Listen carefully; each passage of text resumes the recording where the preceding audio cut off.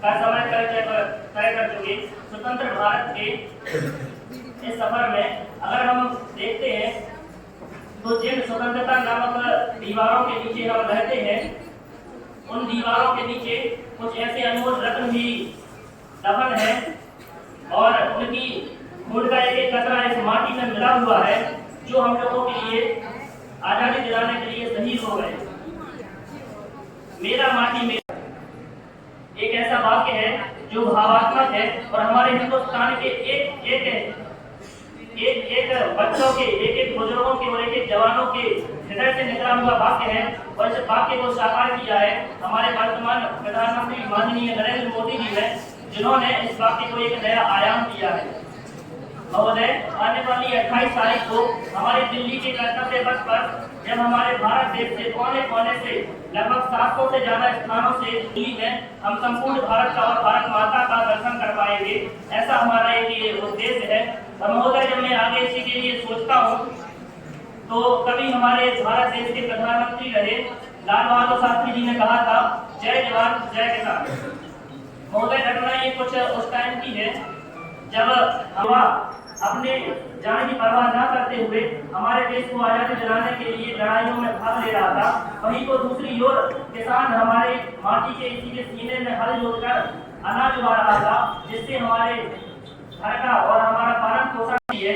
तो महोदय, हमारी जो एक देश की मिट्टी है ना, ये हमारी भारत देश को अर्थव्यवस्था को बढ़ावा ही नहीं दे रही, बल्कि इसी मिट्टी में कुछ ऐसे इतिहास भी दफन हुए हैं जिनको अगर हम सोचते हैं तो हमारी रूह कांप जाती है। अब मैं केवल एक घटना बताना चाहूंगा जो हमारे सागर की है, ऐसे ही रूह कांपा देने वाली एक घटना है जो कि स्वतंत्रता संग्राम सेनानी की है। महोदय, हम देखते हैं कि जो स्वतंत्रता संग्राम सेनानी हमारे यहाँ मधुकर बुंदेला जी, तो उन्होंने हमारे भारत देश को स्वतंत्र कराने के लिए बहुत सारे संघर्ष किए और जो ये संघर्ष को बयां कर रही है, यहाँ पे उनकी समाधि जो चीख चीख कर ये बता रही है कि तुम सभी लोगों के लिए स्वतंत्र कराने के लिए मैंने कितने संघर्ष प्रदान किए हैं। और वो ये सब मिट्टी उनके संघर्षों के लिए गवाह बनी हुई है और गवाह है ये मिट्टी उस कुरुक्षेत्र की मिट्टी जिसने महाभारत का युद्ध होते हुए देखा है, उसी महाभारत के युद्ध को समापन होते हुए देखा है। एवं महोदय, मैं अंत में बस इतना ही बोलना चाहूंगा कि जिस ओर हमारे इस भारत देश ने बुद्ध का शांति का संदेश दिया था, वहीं दूसरी ओर हमारे महावीर स्वामी ने इस देश में, इसी माटी में सभी जीवों को रहने का अधिकार दिलाया था। जी हाँ, मैं उन्हीं महावीर स्वामी की बात कर रहा हूँ जिन्होंने यहाँ पर एक भी जीव हत्या को निषिद्ध बताया था और हर एक जीवों को यहाँ पर रहने का अधिकार दिलाया था। वो हमारे महावीर स्वामी, उनकी गवाह है आज हमारी मिट्टी। तो ऐसे ही हमारी एक मिट्टी है, स्वतंत्र भारत की मिट्टी है, एक बहुत ही अच्छी मिट्टी है और एक सर्वश्रेष्ठ मिट्टी है। यहाँ पे हमारे सामने भी ये मिट्टी है, तो मुझे इस मिट्टी में पलने का, रहने का और खेलने का गर्व महसूस होता है। इसी के साथ मैं अपनी वाणी को विराम देना चाहूंगा। जय हिंद, जय भारत।